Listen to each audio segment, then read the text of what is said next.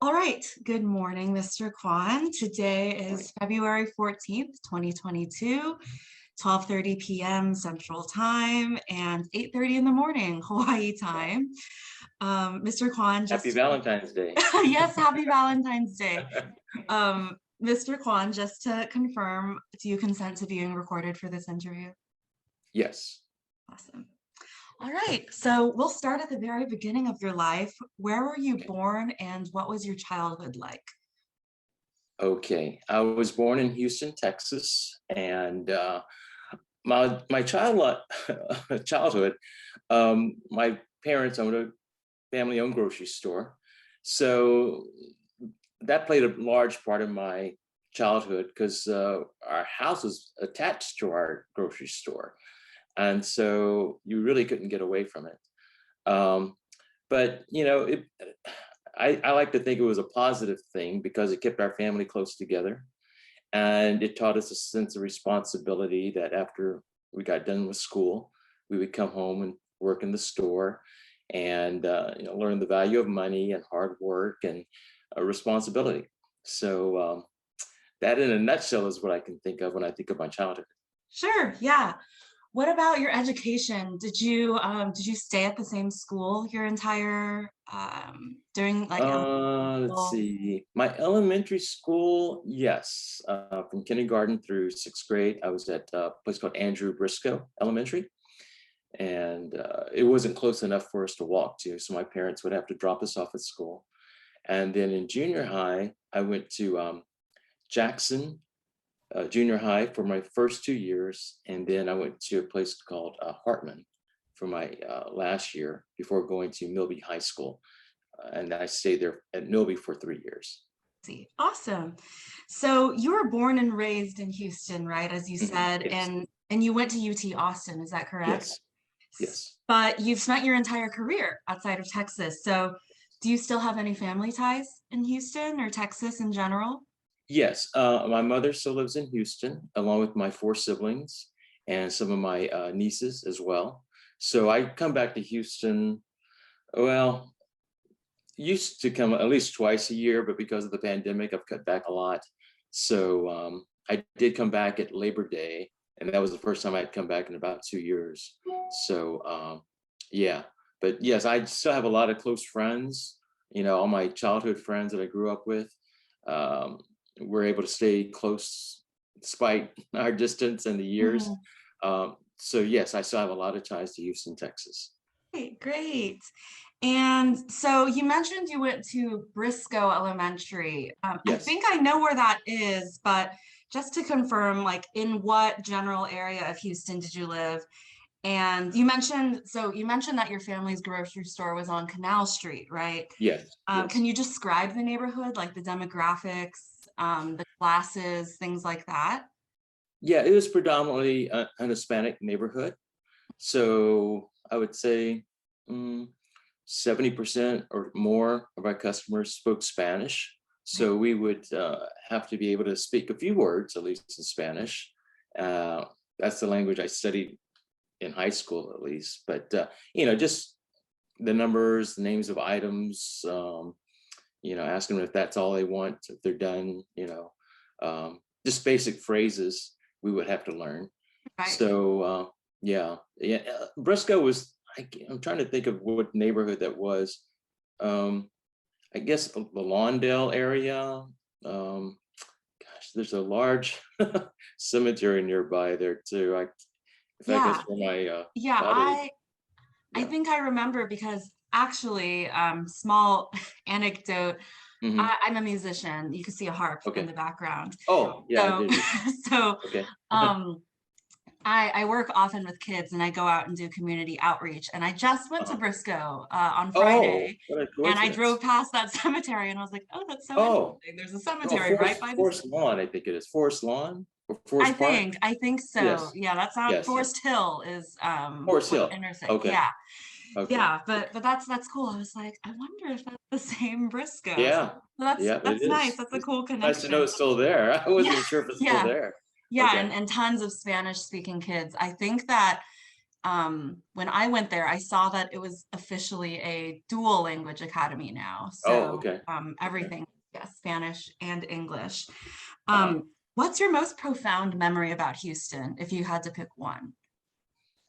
gosh, profound memory. I, gosh, I don't think I have a profound memory. I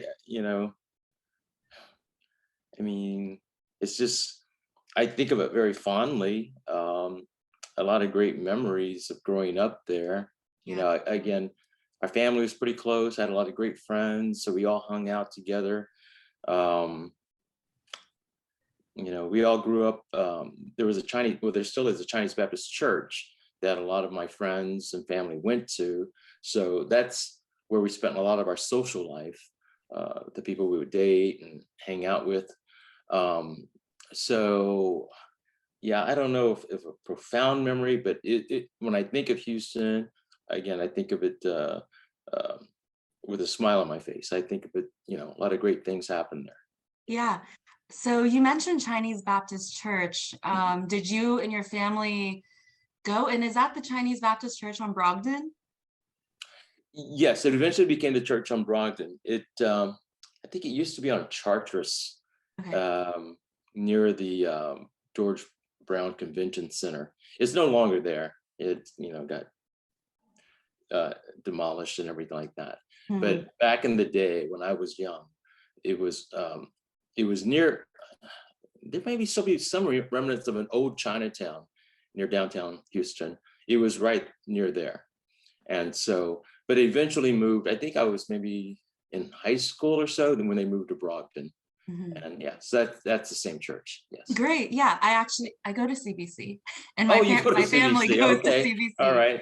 Well, So because so you may have there's met some of my relatives there then. yeah, yeah. I was going to ask, I was like, are you related to some of the people I know? Yes, yes. Um, so speaking of families, can you tell me a little bit about your family's generation history? I see you put that you're a second generation Chinese Yes. American, right? So can you expand on that? Were your parents immigrants or were your grandparents immigrants? Because I believe that sometimes people, yeah, think of it differently. Yeah, I'm not the best of my family history, but basically, my dad was born in China, and he came over with my grandfather, who immigrated over.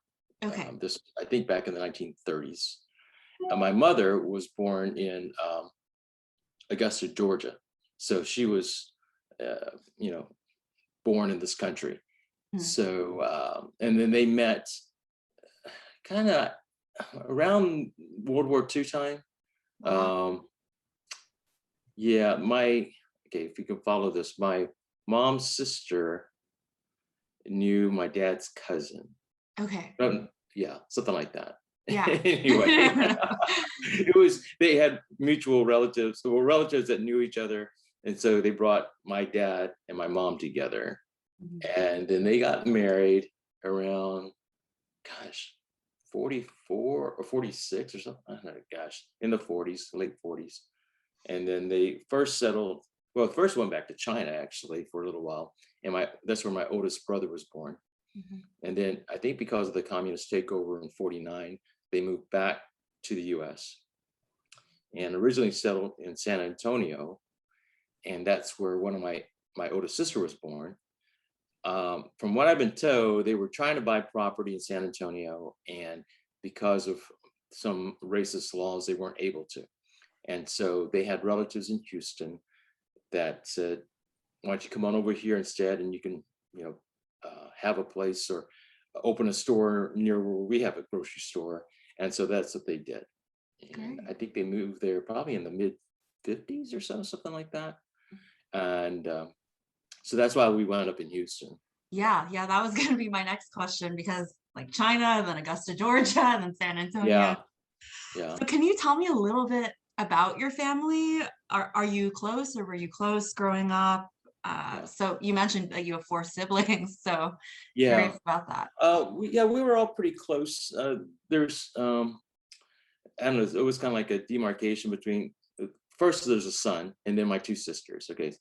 And they were always considered the older group. And then it was myself and my younger brother. I see. and we were like the boys, we were kind of like they're the older group and we're the younger group. Anyway, but we've all been pretty close. My younger brother was born on the same birth date I had, August 29th, but we were 4 years apart. So we, celebrate our birthdays on the same day, of course. Um, but yeah, I mean, we never really fought that much. Sometimes my sister, okay, the oldest brother is Gordon, then it's Wanda, Jeannie, myself, and Davy.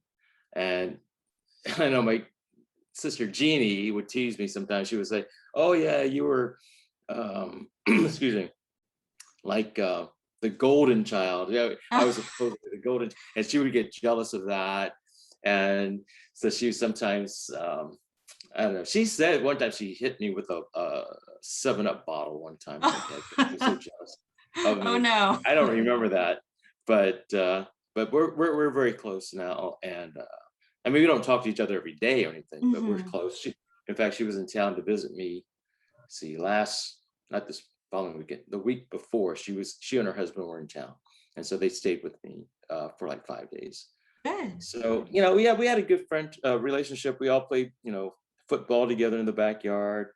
At least the boys did. Mhm. Um, the sisters, my oldest sister Wanda, we kind of thought of her more like our second mother almost, 'cause she was very maternal. Mhm. Um, let's see what else. And I think all of us going to the same church, I can just kind of followed in their footsteps too. So yeah, they went to choir practice, so we would go to choir practice. They would Yes. go to these retreats, we go to the retreats. That type of thing. So Yeah, yeah. yeah. And their names do sound familiar. So that's cool that there's connection here. Mhm. So you were born in Houston in the 50s, right? Yeah. And you worked in the grocery store. Yes. What was that experience like? Did your siblings also work with you? You had to speak Um, Spanish, right? yeah, I think the boys in the store boys worked more in the grocery store than my sisters did. Mm, They just felt like not a chauvinistic type of thing, but they just felt like the boys needed to work harder, like putting up sure. stock, working at the counter. Um, I remember I used to like drive and deliver groceries to customers, that type of thing, which was kind of fun. Um, we would work, like I said, pretty much every day after school. Weekends, Sundays, my dad only opened the store to like 2 o'clock. And because of church, we didn't have to Mm, work on Sundays. Saturdays, let's see. Saturdays, I think we had to work as well. I can't remember. We did get to go out sometimes and do fun things with our friends, but for the most part, school or work at the grocery store played a big part in our lives after school. Um, Sometimes, we kind of resent it because we couldn't do as much fun right. things as we would like to do. But again, I think probably looking back, it served a good purpose in teaching us hard work, the value of money, and things like that. It's character thing. Character. Uh-huh. So now I know how you sort of got into speaking a little bit of Spanish, and you also said you spoke a little Mandarin. Is that just from your family? Oh, only because you know, as Mandarin's become more popular over the last few years, I've just tried to learn more. I took a trip to China in 2017 and tried to, pick up a few words then, and just, to be more worldly and just be able to communicate with more people, just to learn some basic words of Mandarin. Yeah. Yeah. So did your parents speak Mandarin, Cantonese, No, that's what Toisan? Cantonese. Yeah. Cantonese. Toy Son. So, so do you have any language proficiency in Cantonese or Toisan? I wouldn't say I do. I mean, I can understand a few words, say a few words, but conversationally, I probably can't. Yeah, Yeah, yeah. So moving on to your career, your yeah, great, amazing career. You started your first job in Arkansas, yes, and that was as a newscaster, right, only at the age of 21, which is incredible. How yes, did yeah. you get that job? Okay. Well, after graduating from, well, senior year at the University of Texas, starting to look for job opportunities. And a classmate of mine was from Arkansas. And so she told me about this position that they were looking for a minority. Um, I had no idea of, I'd never been to Arkansas before, you know, but when you're in a situation where you really don't have any experience and you're looking to just get started, you say, go ahead and try. So I sent a resume to that station. It was in a town called Jonesboro, Arkansas. I'd never even heard of the town before, but I think, again, they were looking for a minority. I don't think they were looking for Asian. They were probably looking for African American or Hispanic. But anyway, he liked what he saw, so he had me flown in for an in-person interview. And I always remember, it was a very small airport with only prop planes that could fly in, and the plane was very bumpy. And so I remember when I landed at the airport, I literally threw up. Oh And no. it's like, oh my goodness, what a bad omen this might be. But, when I went to the interview, they liked me. And so they offered me a job. And so I was the weekend sportscaster, and I was a news reporter Wednesday through Friday. So I did both news and sports. Go on. Again, a small town, like 30,000 people. Yeah. Wow. Yeah. But we were the only TV station in town. I remember the station was located outside the main city, kind of a country road, and it was very hilly. And when it would snow, unless you had a four-wheel drive, you couldn't even get to the station. You had to park on the main road and then walk like, I don't know, 10 Oh, minutes wow. to get to the station. It was that backward kind of in a way. But I made some great friends there, and I was a little concerned they might be kind of racist in Arkansas. This is, way back in the day. But, I think maybe only once or twice did I hear anything semi-racist. Mhm. And again, I made some friends there that I'm still friends with on Facebook to this day. So it was an unusual place to start, but I guess it all worked out. Yeah. Yeah. Yeah. Mhm. Was that always the goal for you to be a newscaster, sportscaster? Originally, I think in high school, I wanted to become a radio disc jockey. I thought working on the radio would be Mhm. fun, playing records and talking, things like that. And then when I was in college, a classmate of mine was an intern at a TV station, and he invited me to tag along with him to see what working in TV might be like. And I found that to be a lot more fun. We got to go out and cover stories, and instead of being in the studio all the time. Mhm. And so I changed my emphasis. I was a radio TV film major, but I changed my emphasis from radio to TV. So I took more TV classes in my senior year. And so that's how I wound up going to TV instead. Very cool. Yeah. So you started your first sports anchor job at KITV in Hawaii. Is that true in the 80s? The full-time anchor job, yes. Mhm. Sports anchor job was in the early 80s. Yeah. Yeah. And then you returned to KITV after this lengthy career with a number of Yeah. other network affiliates. Right. What prompted you to return to where you started 40 years ago? Okay. Well, what had happened was I was in the Bay Area, and I more or less left broadcast TV, but I was making these short documentaries about Asian American pioneers.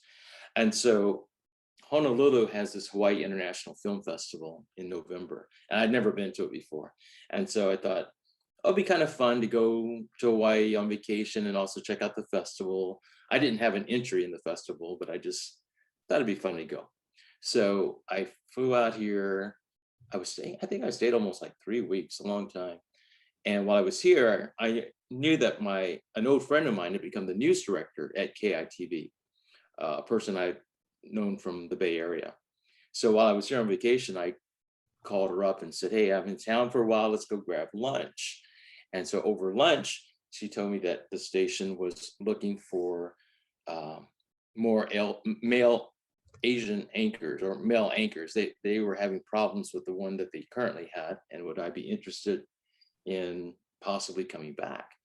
And I had no idea I'd be moving back to Honolulu. I was just Yeah. there for fun.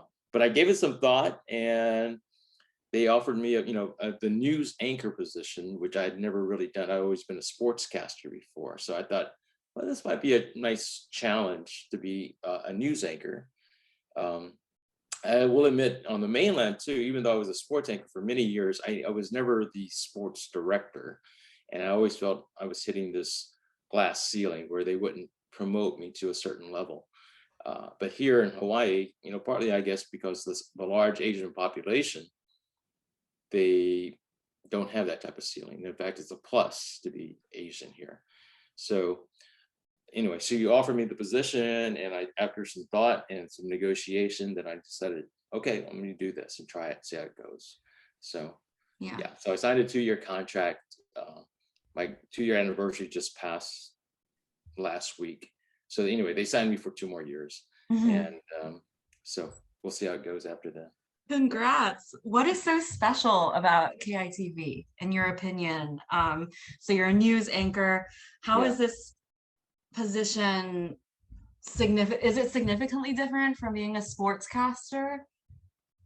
Well, yes, it is. I mean, when you're sports, you have like about 3 minutes of airtime, and you do a few highlights and give some scores, and pretty much you're done. When you're a news anchor, as the word implies, you're anchoring the entire newscast. So you have to be up on a lot more topics than just football and baseball and Right. basketball. Yeah. Yeah, you have to know government and crime and just pretty much everything. And you also have to kind of know the players here. When I first moved back, I had to take a refresher course on, who the governor is, who are our Great. state Yeah. senators and representatives, and then not just know who they are, but then later meet them in person, get to know them so you're comfortable with them, and they know you. So, it took at least 6 months to kind of feel comfortable doing the news. And also another thing, in Hawaii, of course, there's a lot of Hawaiian names too. And even though I worked here before, the Native Hawaiian movement has become a lot stronger since I last lived here. And so they're pretty sensitive on the way you pronounce certain Hawaiian names. You want to try to, not make a mistake doing that. So, yeah. Yeah. You pronounce, is it every single vowel or something in the Hawaiian language? I believe so. I don't want to say if there's a blatant, just a one straight rule on that, because I'm Sure. learning Yeah. every day almost. Yeah, it's like, I mean, people say, I still say Oahu, but people, because of a certain little sign in there, is Oahu is actually the correct way. And I don't say it that way, but some of the Native Hawaiians might, just little things that I just take, for granted that I got used to doing. So, Yeah. Yeah. okay. So hopping back to Jonesboro, actually, how does that town compare to Houston demographically and culturally? You said it's Well, smaller for sure, oh, right? absolutely. I mean, there's really no comparison. Um, I think Jonesboro is basically black and white population. There weren't many Hispanics at all. Not, I think we have one Chinese restaurant in the entire town, and maybe 2 Asian families, maybe. Um, of course, Houston is so diverse and so huge, with the sprawling freeways and everything like that. We don't have a freeway in Jonesboro. It was just a major interstate that went by, I think, and one shopping center, So it was really small town stuff. But like any small town, it has its own charm, and everybody kind of knows everybody and knows what's important in the city and town, basically. Um, so again, I think what I enjoyed most was that I got along with pretty much everybody. And I think being an Asian, I was almost like a novelty, but not in a bad way. I think people like getting to know someone who was Asian, just something different. And so anyway, so it was a good experience. But again, comparing Jonesboro to Houston, there's just yeah, you can't, it's like night and day. Yeah. Right. Yeah. Yeah. And Houston is, as you said, incredibly diverse. Uh, And speaking of diversity, even as of today, we hardly see, I was going to say Chinese American, but really Asian American, I guess, mm. faces in sports reporting. Why do you think that is? And do you believe that it's difficult for Asian Americans to enter that field? It's gotten better. I will still say there's a certain, well, for me, when I got into the field, typically your parents want you to still typically become an engineer or a doctor, something more traditional. Sports casting still isn't very traditional. Even working in TV for most Asian men is not that traditional. So when I first got in, my parents kind of resisted, were not sure if that was the right profession for me. I think after a year or two, they finally began to think, okay, this might work out for Rick, and this is the right thing. Um, Even today, though, you won't see that many Asian men on the air. You'll see more than they used to be, for sure, but it's still, not a mainstream job where parents will typically say, "Oh yeah, I want my son to become a newscaster or a sportscaster." Um, and it is tough too. I mean, starting out, pay is bad. You might have to go to a small town like I did. Um, if you get married, have to uproot your family. It's a difficult job. So I think right now, in fact, we're having a hard time filling positions with qualified people because uh, there are fewer and fewer people who are going into the profession, and then the ones that are good, um, they probably want to stay where they are and don't want to move. I mean, Hawaii's a wonderful place, but still, it's quite a decision to move from the mainland to live here, and you are far apart, far away from most people, and the pay is not as good as it is on the mainland too. Yeah. I see. What, in your opinion, are the most significant misconceptions about Asian Americans in this field, newscasting, sportscasting, things like that? And what do you think the future holds for Asian Americans in this field? Well, misconceptions. Or do you think there are any? Maybe there aren't any. Yeah, I think for a long time, the reason why a lot of news directors did not hire Asian men was that they just didn't find them very attractive. Mhm. Asian women have never had that type of problem. They've always been looked upon more fondly as being more exotic and beautiful, while Asian men still kind of suffer from the stereotypes of being kind of weak and just not, I don't know, because maybe we didn't have a Connie Chung or whatever. They just weren't looked upon as someone you wanted to have on your staff. Mhm. Or if you did, maybe they can be a reporter, field reporter, something like that, but not in a position of authority, like an anchor. Right. Um, that's slowly changing. I know in the Bay Area, there's a lot more Asian male anchors on the air now. Mhm. Here in Hawaii, I think I'm the only Asian male for the weekday newscast, the primetime newscast. There's some in the morning, in the afternoon, but I think I'm the only one in prime time here. So, so there's still maybe some misconceptions about Asian men being looked upon as authority figures, where news directors feel comfortable in hiring them for that job. Yeah. Yeah, that's the main thing I think. I can Yeah. think What do you believe is the most gratifying part of your job? of. I think informing people, educating them, making a difference where maybe you brought a spotlight to a problem that needed to be solved and it was solved. Uh, maybe somebody, I don't know, off the top of my head, maybe somebody is sick or needs help, and you alert the community to that. And so an effort, grassroots, grassroots effort grows, and that person is taken care of. Um, or just giving somebody some recognition that may not have gotten the recognition they deserved. Those type of things I enjoy Yeah. sharing.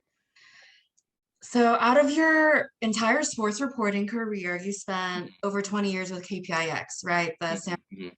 CBS affiliate. For Right. those who will eventually watch this interview, may not know, where you became the first Chinese American man to be a weekday anchor in the Bay Area. Is that correct? Yes. How Yes. did you feel when you landed that job? Very, very happy. I mean, again, my career has been, I've been fortunate to have a lot of things work out in my career. I had been wanting to move to the Bay Area for several years and had pretty much given up. The only station I did not apply for work was at KPIX because I had been told that they had the #1 sports team already in the Bay Area and weren't looking to hire anybody. So I had flown back to Honolulu thinking I'd just stay here.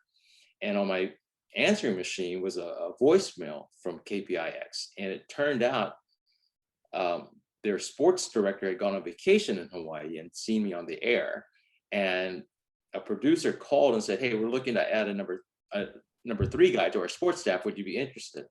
So it was very surreal. Oh, Yeah. So I come back and listen to this voicemail. I said, "I cannot believe this." And so anyway, I called them back, and after about 6 weeks of talking, whatever, then they finally hired me. So it was quite a breakthrough from myself to move to a big market like San Francisco. I will add a friend of mine who had been in the Bay Area had sent me a news article called, I think it was headline, "Why aren't there any Asian male anchors in the Bay Area?" And it piqued my interest and kind of challenged me too in a way, like, hey, maybe I could be that person. In fact, I kept that article over all these years. yeah, of course. Uh, yeah, and so that, I think, that kind of triggered my interest in moving to the Bay Area, and then X was looking for somebody, and I wound up being that person. Um, so yeah, the point of pride to have been the first in the Bay Area. I always thought that with so many Asians in the Bay Area that would have happened long before, but they have their prejudices, I guess, as well, and nobody really came forward to take that position. So I feel fortunate that I was the first. Yes, yeah. Yeah. Yeah, that's incredible. And so coming up to Hawaii, Mhm. um, you moved there in 2020 for this current position, right? Yeah. But did you live there previously? Yeah. In the 80s, Right, I was a sportscaster here. right. So, From yeah. so what do you love most about Hawaii, and how is this culture different from Houston culture? Well, I think the natural beauty of Hawaii is the first thing that just strikes you. Everywhere you turn, there's so much greenery. Or I'm fortunate, the apartment that I'm living at. Oftentimes, I look outside and see these huge rainbows outside. It's just surreal. Yeah, and people ask me, "Is that real or a special effect that you put in your Facebook postings?" And it's real. And I just feel very fortunate to be able to enjoy this natural beauty so much. The ocean's like a 10-minute walk from my house, and um, the past week has been all 80-degree temperatures and sunshine. So that's one thing I really enjoy most, is just something that you see around you all the time. Doesn't cost anything. It's just free. I mean, it's just part of the landscape here. The people too I think, are very special. They would talk about the aloha spirit and things like that, and I really do feel that there's a certain um, love for the land, respect for the land here that they have. Um, let's see, a certain pride. Anything related to Hawaii, like for instance, the Super Bowl. We found out that a Japanese doctor here is part owner of the Cincinnati Bengals, and he was the first Japanese American, first Asian American to own part of an NFL franchise. And so I did that story, and everybody took, so much pride and said, "Oh yeah, yeah, somebody from Hawaii owns part of a team that's playing in the Super Bowl, right?" So anything that we can take pride in that is from Hawaii, like Bruno Mars, he's from Hawaii, right? Oh, is he? So yeah, so people, Cool. take.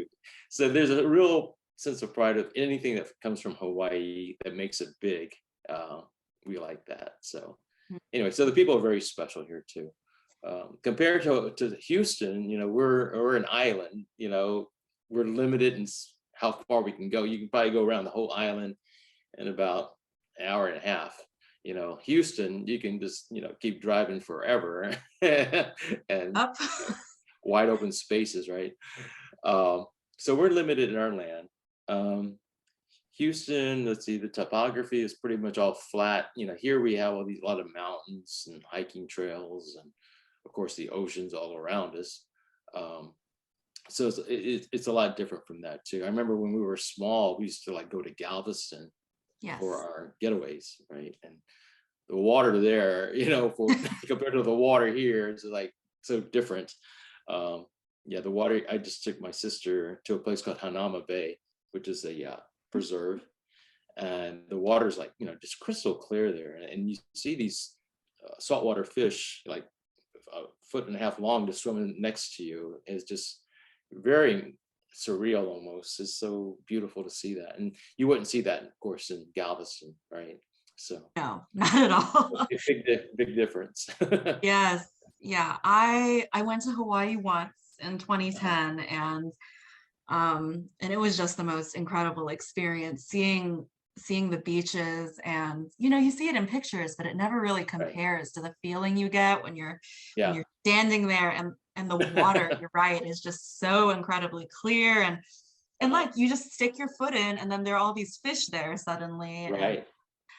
yeah, and Galveston is just brown. So, Yeah. Right. for lack of a better description. Um, so moving on, you're a member of Okay. the Asian American Journalists Association. Was Mhm. there any discrimination in the field of journalism that necessitated the formation of an exclusively Asian American organization, do you think? Well, I, again, I kind of touched on it earlier about the glass ceiling thing, where I Yes. felt like I was deserving of a promotion, or at least a chance to be the sports director at KPIX after being there for so many years, and was always passed over. You know, AJA, they wrote a letter to the station, to the news director complaining about, why was Rick passed over?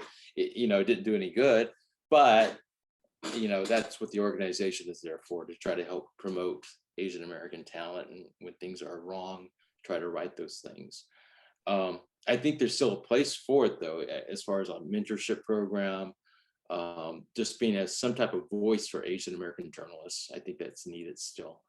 Um, and I think it's played a nice role in, um, well, we would have a convention every year, right? The national convention.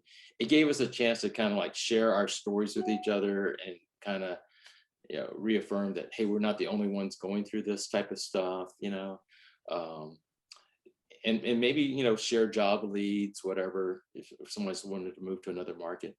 So it was something I would go to the convention every year. Well, the last 2 years they haven't had it uh, in person because of the pandemic. But before then, I think I probably went to like, 15 straight conventions. And mostly it wasn't for a job, but just to see my friends, and just to catch up on what's going on, how they're handling their jobs, what's new with their lives, that type of thing. So it became a Awesome. social function as well. Cool. Um, yeah. Awesome. How would you compare journalism and newscasting? Are they very different? Well, you like to think newscasting is journalism. Right, Uh, right. Yes. some people might say, newscasting, while you are giving information, you try to present it in an entertaining fashion without, I don't know, being too showbiz, I guess. But you don't want to just read monotone. You don't just want to give people numbers and stats. You try to humanize it to some extent so people will relate to it. Um, just reading stories, you want to be able to know what words to emphasize, um, how to read it with some authority, but at the same time, um, stress what's important, the message you're trying to get through, and that's it. And that's why I try to read through all the scripts before I go on the air, so I have some working knowledge of what I'm talking about. Um, Sometimes I can't do that, and you just have to kind of fake it. But you try to. Again, you're the viewer is looking at you as a person who's supposed to know what he's talking about. So if I don't know, And then you I think don't the know. audience can kind of tell if you don't know. Um, so that's why I take it. I think it's important to try to, like I read the newspaper every morning, and I try to watch as many news shows as I can. I try to be as well informed as I can. So when these subjects come up, then I can speak with a certain tone where people will trust me that I know what I'm talking about. Mhm. Um, so anyway, back to your original question of newscasting and journalism. It's a mixture of both. You are trying to present the news in a certain way, but also have good journalistic integrity too, right? So you don't play with the facts or give too much of your opinion. Right. That's become the rage, over the last few years. Uh, so many people accuse the media of being so left wing in their viewpoints, and I try to take a neutral stance, just give the people the facts, the information they need to make their own decision. So. Right. Yeah. Yeah. And I agree. It's so important. And with the pandemic, I feel like everyone's just on their phone, on their TV all the time, Yeah. especially when they're not working. And it's so easy to get pulled into websites or, pools of information that not maybe are completely factual. Yeah. Right. So I think it's really great that you said that journalism and newscasting are, you got to have integrity for both of them, and Yeah. you've got to make people trust you because that's what we look for, right? Right. So but moving on to your work in documentaries, like you mentioned, it's super interesting to read about your work there. And you mentioned you were doing some documentaries on Asian Americans, right? Right. So how did you choose the people that you were putting in there, and how did the audiences respond to the documentaries? Were there any key messages that you were trying to get across about these people? Well, I guess the first major documentary I did was about a woman named Dorothy Toy, who was a dancer back in the 1930s. And the reason, well, I got to know Dorothy because she was very active in the community in the Bay Area. And when you're a newscaster or sportscaster in the Bay Area, you typically are asked to MC a lot of different events and things like that. So anyway, I got to know Dorothy through that originally. And she also lived in Oakland, where I lived in the Bay Area. So I did a short story about Dorothy, gosh, way back, maybe 2010 or something like that. She was already in her 90s. And so, but she still had a pretty sharp memory. Mm-hmm. But I was thinking, Dorothy's getting older. I need to do a more in-depth story about her, because I don't know if you ever got to see that documentary I did, but she was a real groundbreaker in the field of entertainment, and she traveled all over the world. She had a dance partner named Tony Wing, Paul Wing, excuse me, Paul Wing. So they went by Toy and Wing. That was the name of their dancing duo. And they performed in New York Broadway and in London and everywhere. So anyway, I was thinking to myself, and Dorothy's getting older now. We need to do a more in-depth where I talk to people who might have known her, talk to her daughter, things like that. And so I did a little GoFundMe to just do that. And I produced, I think it was like a 28-minute documentary. And we premiered it at this place, Great Star Theater in Chinatown, which is a very famous theater. And people just loved it. And Dorothy was there in person too, so we got to recognize her. And so I started entering it in different film festivals, and it really got a strong response. In Boston, it was named, I guess, what they call it, like the People's Choice Award or something like Mhm. that, that the audience gets to choose their favorite documentary, and that won the award there. So it probably played in maybe like, oh, maybe it's 10 different film festivals across the country. They were all Asian American film festivals, but um, I think it really kind of struck a nerve with a lot of people because they didn't know about this woman. And to see, at this age, she was still very active and stuff like that. So anyway, so that encouraged me. That made me think that, oh, you know what? Maybe this is part of my calling, is to do these documentaries using my broadcast skills, my reporting skills, to make these stories more of a long form. Because typically in TV, your stories are pretty short, 3, 4, no, not even 3 or 4, more like 2.5 minutes at tops. That's a long story. Um, so from there, I kind of built a reputation for doing these stories. And so the Chinese Historical Society approached me about doing a documentary about Ed Lee, who was the first Chinese American mayor of San Francisco. Mm. And that was my biggest project. They raised about $100,000 to do this project. And so I spent almost a year working on the documentary, interviewing Mayor Lee's siblings who lived in Seattle, um, a lot of political figures in San Francisco. And so we had this huge premiere at this, I can't think of the name of the building. It's right across from City Hall in San Francisco. But we had like, 700-800 people there. And Ed's family flew down from Seattle for the premiere. Anyway, so it was a huge deal.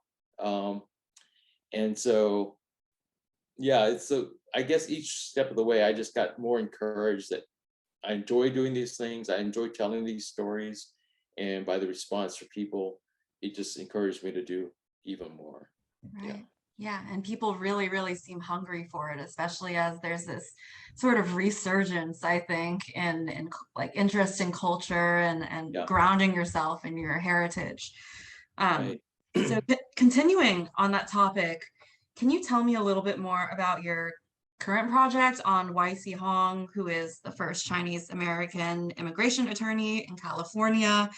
Is that project still ongoing? And if so, what prompted you to make a documentary on them? Yeah, it's actually over with now. I did Oh, it it. is. Okay. Actually, I completed it about a year ago. Oh, okay. Yeah. Yeah. Cool. Yeah. So YC, okay, how did I first wind up with YC? um, a friend of mine who was working on another project told me about YC Hong. And my older brother is an immigration lawyer. And so she thought, in fact, this woman, I don't know if you know her, her name is Karen Fang. She's a professor at the University of Houston Maybe. with film. So she knows my brother Gordon. And so when she ran across this character, YC Hong, she said, Rick, your brother's an immigration lawyer. You do documentaries. You'd be perfect for this type of story. And so YC, his office was in downtown, Los Angeles, Chinatown. And I happened to be going down to LA for some other business. I don't know what it was. And so I had a chance to go down there, and I wanted to see what his office looked like, because I had heard they preserved it to look just like it did back in the 1950s or whatever. And so I was able to contact the property owner, and they let me come up and take a look. And it was like walking back in time. It was incredible to see how they kept everything, the typewriter there, the old telephones. I mean, everything was well preserved. And as a documentarian, you're always thinking visually. Do I have enough visuals to tell the story properly? And for me, that kind of sealed the deal. It's like, wow, I can make something from this. And so I became friends with YC's surviving son. YC had 2 sons. One's already passed, but the other son is still alive. And he's, gosh, probably in his late 80s by now, but he was still very articulate. He turned out to be a lawyer himself, and we became good friends. And so he shared with me a lot of old photos and anecdotes about his dad. There's also a museum. God, I can't think of the museum, but a lot after YC passed away, he donated a lot of his papers to this museum, and so I spoke to the archivist there, who could kind of also guide me through with the significance of YC, what he did when he was alive. Mhm. So anyway, YC was also a member of this group called the Chinese American Citizens Alliance, the CACA. Are you familiar with that? I believe so. I think Okay. They're probably the oldest Chinese American civil rights organization in the country. And so I went to their national convention and told them about this project. I said, would you be willing to help back me financially? Because he was a prominent member of your organization. This would be good for you. And it give me the funding to finish the project too. And so they liked the idea. I had put together enough to put together like a short trailer, like a 2-3 minute trailer. Mhm. And so I played it at their convention, and they really liked it. So, I was able to, I guess, probably raise about 20 grand, something like that, to help make the project. I needed more money for this one because I lived in the Bay Area and I had to fly back and forth to LA, plus hire a cameraman and stay at a hotel. So there were more expenses involved than usual. Mhm. So anyway, they enjoyed the final project, final product. And so they have shown it, I think, at every CACA chapter across the country, which is a lot. I think there's like 30 of them. And so that's how it came to be. It was just a mutual friend of mine turned me onto it, and I found the right group that would back me financially on it. So yeah. Amazing what connections can do, right? Yeah. So can you tell me about any other current projects in the works? Is anything being cooked up? Well, the last project I actually did it was totally different from my Asian American subjects. It was about a man named Jack Sion, who is he was kind of an infamous nightclub owner here in Honolulu back in the 1970s. And he was known for not just his nude female entertainment, but he broke ground with nude male entertainers. And that was just like before the Chippendales and all that kind of stuff. Pretty outrageous. But again, you talk about connections. We had a mutual friend, and Jack, he's now 94 years old, and he's at a retirement home. But a friend of mine was performing at that retirement home, and she introduced me to Jack. And she said, Rick, if you ever want to do a fun documentary, you should really get to know him better. And so during the pandemic, I called him up and said, hey, Jack, let's go out and have lunch and just talk. And the more and more I got to know him, he would show me his scrapbooks and photos. And I thought maybe, this would make a really funny story or interesting story. It's a little risque, but I think people would be interested in hearing what he had to say. So anyway, so I made that documentary and then entered it in the Hawaii International Film Festival here, and they accepted it.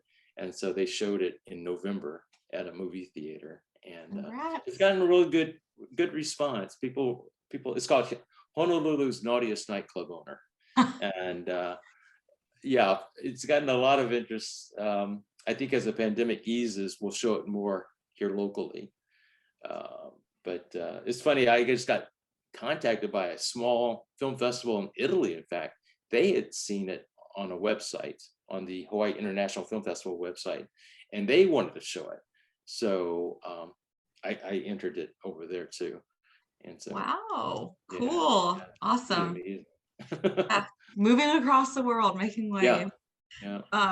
So our last couple of questions here are more Yeah. about identity and giving advice to future generations. So one question I have is, in your survey, you mentioned that you identify as Chinese American if someone Yes. would ask you.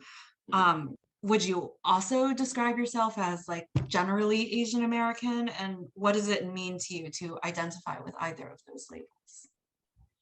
Well, yeah, Chinese American and Asian American. Although I'm not your super traditional person, I grew up with enough Chinese traditions that I still respect, our culture. Um, I think I realized because, you know, I work in a profession that a lot of Asian men do not work in. I I feel like I have a certain responsibility to do well, because if I don't do well, it might hurt other people's chances of doing well in this profession. So in a way, I guess I consider myself a pioneer of sorts. Yes. Uh, yeah, yeah, I take pride in being Asian American. Even though I don't really speak the language fluently. I think just growing up in a household that my parents do speak Chinese and things like that, and being around enough relatives that do speak Chinese, and my mom still celebrates, Chinese New Year by eating certain dishes and things. Um, it. I've always, I don't know, I've never felt ashamed of being Chinese, even though I'm among mostly whites growing up or whatever like that. And so, yeah, I think the main thing is, again, is that going back to my profession, um, people look upon me sometimes as a role model or a pioneer that, oh, Rick's Asian American, Chinese American, but, he's succeeded in a career that a lot of Asian American men have not pursued. So I think that's a big deal Yeah, out of what I've done. that's so meaningful that you haven't had like terrible experience, and I don't mean this in a weird way, but just experiences where you felt ashamed of Mhm. being Chinese American. And you mentioned that I think you said in Jonesboro there were like maybe a few instances where like you felt like, oh, maybe that's a little racist. But how would you, I guess, suggest people to stand their ground, to remain really proud of their culture, um, to take pride in that kind of stuff, even when there's a lot of AAPI hate and violence going around now? Mhm, mhm. Uh, well, I don't know. Again, off the top of my head, just I think supporting organizations that stand for Asian American values. Um, me being involved in things like AJA and stuff like that. Um, me going to different events here, showing just my visible presence, supporting different groups, organizations. That's why I always felt it was important to be involved in the community when I was in San Francisco. Is that you'll see some Asian newscasters, I think, that will kind of shy away from being involved in all these Asian American events. But I just felt it was my responsibility. They're looking at me. I'm representing, they're our audience, right? I need to be out there. So, I probably emceed hundreds of different events, and so I think being involved in the Asian American community will show that you want to be a part of it, that you have pride in being a part of it. Um, so yeah, being involved, making yourself visible, um, just letting people know you support these type of groups and efforts. That's one way to show your pride. Yeah, I completely agree. Sorry for the noise. This lawnmower is going I can't off even hear it. outside I of my. can't hear it. Okay, so my last question Yeah. today is for any young entrepreneurs out there that are seeking a career in journalism, newscasting, sportscasting, what advice would you give them? Um, well, realize that it's not going to be easy at the beginning, especially at the beginning. You're going to have to sacrifice a lot of things. Um, you have to decide whether you're willing to, pay those dues for a while. Uh, TV, it's changed, and just in my career, it's changed a lot. At one time, I think it was considered kind of glamorous and sought after, and now the media, people hate the media. A lot of people do. Our ranking is a lot lower than it used to be. So there used to be back in the day more people wanted to go into the field. Now, it's not as many. Plus, people don't get their news as much from regular TV like they used to. They get it, of course, from the internet and their iPhones and laptops or whatever. Um, so just be prepared that it's not going to be an easy situation. A lot of reporters these days, young reporters, have to shoot their own stories, have to edit their own stories.